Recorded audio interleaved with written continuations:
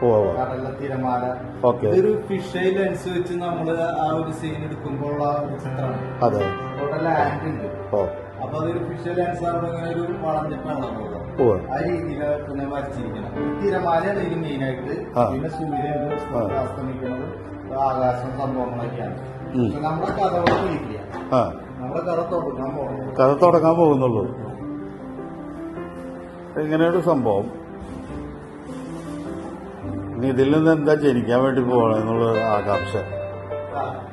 സാറിതാ വരുന്നുണ്ട് ക്യൂബായിട്ട്. സ്റ്റെയിൻലെസ് സ്റ്റീലിന്റെ ഒരു സിലിണ്ടറിക്കൽ മിററാണ്. Cylindrical mirror. ഇതിന്റെ റിഫ്ലക്ഷൻ ഇത് കാണുന്നുണ്ട് വേണ്ട. ഓക്കെ. ഇനി ഫ്രണ്ടിൽ നിന്ന് നോക്കി കഴിഞ്ഞാൽ എന്താ സംഭവിക്കണെന്ന് നോക്കിയോട്ടാ.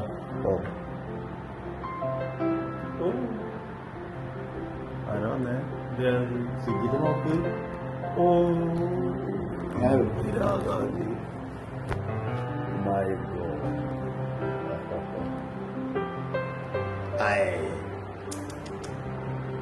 മനസ്സിലായില്ലേ?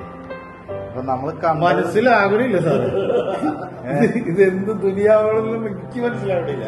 ഇത് സാറ് മനസ്സിലായി കണ്ടത് ഒരു സീഷോർ സൺസെറ്റ് ആണ് അല്ലേ? അതാണ് ഞാൻ പറഞ്ഞത്. എനിക്ക് ഒന്നും മനസ്സിലാകുന്നില്ല. ജസ്റ്റ് റിഫ്ലക്ഷൻ ആണ് ഇപ്പൊ നമ്മള് കണ്ടത്. കണ്ടതൊക്കെ